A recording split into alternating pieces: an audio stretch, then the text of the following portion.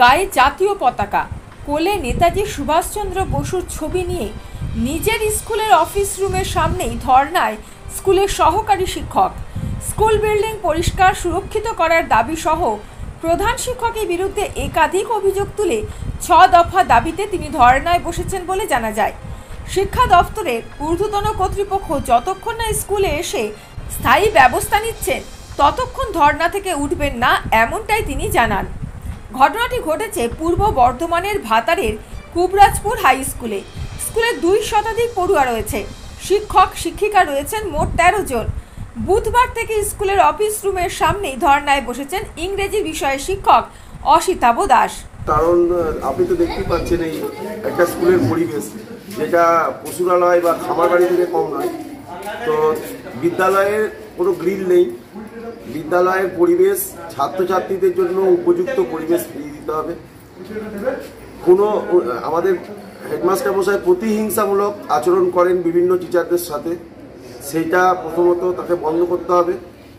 এবং যে সমস্ত বিভিন্ন কাজ আমাদের সরকারি কাজ পেন্ডিং পড়ে আছে, আমাদের অফিসিয়াল কাজ পেন্ডিং পড়ে আছে, সেই কাজগুলো যত দ্রুত সম্ভব করতে হবে। উনি প্রাক্তন ছাত্রছাত্রীদের অ্যাটেস্টেড করে দেন না, আমাদেরকে কোনো অ্যাপ্লিকেশন দিলে রিসিভ দেন না, এই সমস্তগুলো করা চলবে না, এগুলো আমাদের করতে হবে। এবং এই যে 6 দফা দাবি আমার আছে, আমি চাই আমাদের মাননীয় ডিআই স্যার, এসআই ম্যাডাম, ওনারা একটা সভা স্কুলে ডাকুন এবং স্কুলে আসুন। স্কুলে সভা ডেকে সমস্ত শিক্ষক শিক্ষিকাকে নিয়ে একটা সভায় বসে লিখিতভাবে এটা রেজলিউশন হোক যে এই দাবিগুলো মেনে নাও। এগুলো আমার কোনো দাবি নয়, এগুলো সবার দাবি। আমাদের সমস্ত টিচাররা আমাকে নৈতিক সমর্থন জানাচ্ছেন, সমস্ত ছাত্রছাত্রীদের দাবি এগুলো। তারা বলতে পারে না, কারণ উনি ভয়ের পরিবেশ তৈরি করে রেখেছেন বিদ্যালয়ের মধ্যে। তো আমাদের মাননীয় শিক্ষক, প্রধান শিক্ষক মহাশয়, উনি একটা ভয়ের আবরণ তৈরি করে রেখেছেন। তো এই দাবিগুলো স্কুলের স্বার্থে, শিক্ষকদের স্বার্থে, সবার স্বার্থে আমি করতে চাই। এবং এই সমস্যা মিটবে, আমি ধর্ণা থেকে তখনই উঠব যখন ডিআই স্যার, এসআই ম্যাডাম এই স্কুলে এসে আমাদের সভায় ডেকে লিখিতভাবে তার রেজলিউশন করবেন। আমাকে অনেকেই চাপ দিচ্ছেন, এসআই ম্যাডাম আমাকে চাপ দিচ্ছেন ধর্ণা তুলে নেওয়ার জন্য। উনিও বলছেন যে আমাকে বিভিন্নভাবে আপনি এরকমভাবে ধর্ণা করতে পারেন না, লিখিত অভিযোগ নিতে হয়। আমার তো উনার বিরুদ্ধেই অভিযোগ, আমি ওনার কাছেই পারমিশন নেবো যে আমি ধর্ণা করবো? আমার তো উনার প্রতি অভিযোগ।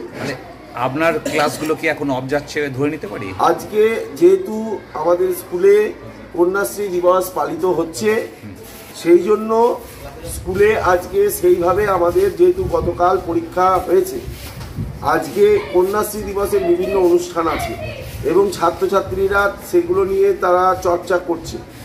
আজকে সেইভাবে আমাদের ক্লাসের ব্যাপার নেই। আজকে আপনি এই ধর্নার মাঝের ক্লাসগুলো কি ক্লাস নিচ্ছেন ছাত্রছাত্রীদের জন্য? আমি আমার প্রতিনিধি যারা আছে তারা ক্লাস নিচ্ছে। আমি এখানে বসে একটু আগেও খাতা চেক করছিলাম, আমার পরীক্ষার যে খাতাগুলো আমি বসে বসেই চেক করছি। এছাড়া আমার কোনো উপায় নেই, যেহেতু আজকে ক্লাস সেইভাবে হচ্ছে না, সেই জন্য আজকে দিনটা বাঁচা হয়েছে। কারণ আজকে কন্যাশ্রী দিবসের অনুষ্ঠান একটু পরেই শুরু হবে এবং খাওয়া দাওয়ার আয়োজন হয়েছে, মিড ডে মিলের তাদের ব্যবস্থা চলছে। সেই কারণের জন্য আজকে আমি এই দিনটাকে বেছে নিয়েছি এবং এই আন্দোলনটাকে না করা ছাড়া আমার কোনো উপায়ও নেই।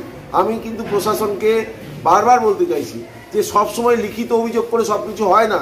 আমি গত বছরেও লিখিত অভিযোগ জানিয়েছিলাম, সে কপি হয়তো আমার কাছে খুঁজলে পাওয়া যাবে। গ্রামবাসীরা অভিযোগ জানিয়েছিল, কিন্তু আজ পর্যন্ত কেন শুরু হলো না? এসআই ম্যাডাম নিজে স্কুলে এসেছিলেন, আজকে তিনি বলছেন লিখিত ইয়ে করতে।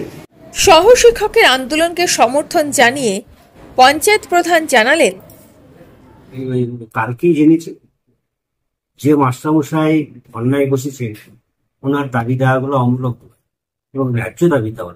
আমরা যেটা খোঁজ নিয়ে দেখেছি, এবং আমি তো আজকে 9 করে 2023 সালে এই প্রধান সেই জায়গায় বসেছি এবং এই স্কুল সম্বন্ধে অনেকটা জানি। উনি যে সমস্ত দাবি দেওয়াগুলো করেছেন সবগুলি কিন্তু সঠিকই আছে। আপনারা যদি দেখতে পাবেন স্কুলের ছাগলের পায়খানায় ভর্তি, সেখানে আমরা বলেছিলাম, আমি নিজে প্রধান হিসেবে বলেছিলাম যে আপনি গ্রিল দিয়ে ঘেরার ব্যবস্থা করুন, আমি পঞ্চায়েত থেকে তার ব্যবস্থা করে দেবো, আমি টাকা দেবো, কিন্তু উদ্যোগটা আপনাকে নিতে হবে। উনি কিন্তু কিছু করেননি। তারপরে যেটা জেনেছি যে পে স্লিপ, স্পেসিফিক উনি কেন দেবেন না? ওনারা সবারই তো মা বাবা আছে, তারা শিক্ষকতা করতে এসেছেন, তাদের মাইনেটা ঠিক সময়ে পার, সেটাও তো হেডমাস্টার মশাইয়ের একটা দায়িত্বের মধ্যে পড়েন। এবং যদি এটাও জেনেছি আমি, কোনো প্রাক্তন ছাত্র যদি অ্যাটেস্টেড করতে আসে, আপনি সেখানে অ্যাটেস্টেড করে দেন। কেন দেবেন? আমরা নিজের দিয়ে দেখেছি। আমরা বিজয়পুর স্কুল আমাদের হেডমাস্টার মশাই ছিলেন কালাম সাহেব, ওনার কাছে যখন গেছি, বাড়িতে গেছি, তা বাড়িতেই উনি অ্যাটেস্টেড করে দিয়েছেন। তাহলে উনি তো তার প্রাক্তন ছাত্র, সে যদি একটা কোনো কাজের জন্য সার্টিফিকেট বলুন কিছু একটা অ্যাটেস্টেড করতে আসেন, তাহলে কেন দেবেন না? এগুলো তো তাদের দেওয়ার দরকার ওনার, এগুলো দেন না। এগুলো তো খুব তো অনেকজন দাবি করেননি, আবার হয়েছিল, আমরা বলেছিলাম। এবং ওনার যে মাস্টারমশাই আজকে যে ধর্নায় বসেছে 7 দফা দাবি নিয়ে, তার মধ্যে একটা আছে যে আপনি যদি কোনো একটা বিষয় নিয়ে তাকে অবগত করেন, বা আমি তাকে একটা দাবি দেওয়া নিয়ে গেলাম, উনি কিন্তু তার রিসিভ দেবেন না। রিসিভ না দেওয়ার কারণ হচ্ছে উনি পরক্ষণেই বলে দেবেন যে না, উনি তো আমার কিছু বলেননি। এই জন্যই বাকি মাস্টার মশাইরা কিছু যদি বলতে যান বা কিছু করতে যান, ওনারা বলেন যে আমাদেরকে রিসিভ কপি দিতে হয়। আমি যে আপনার কাছে একটা আপিল করেছি, তার একটা রিসিভ উনি দেবেন না। তার একটাই কারণ, উনি পরক্ষণই অস্বীকার করবেন। অর্থাৎ এই আন্দোলনটাকে আপনি নৈতিকভাবে সমর্থন হ্যাঁ, করছেন? আমার নৈতিক সমর্থন আছে। কি চাইছেন এখন? চাইছি যে ওনার হেডমাস্টার মশাই যেহেতু স্কুলটা একটা শিক্ষা প্রতিষ্ঠান, সেটা ভালোভাবে চালাবার জন্য সমস্ত মাস্টারদের সঙ্গে কোঅপারেশন করে স্কুলটা যাতে ভালোভাবে পড়াশোনা হয় এবং পরিষ্কার পরিচ্ছন্নতা থাকে, সেই সমস্ত মাস্টার বা বাকি শিক্ষকদের সঙ্গে আলোচনা করে স্কুলটার উন্নয়ন করুক, এটা চাইছি।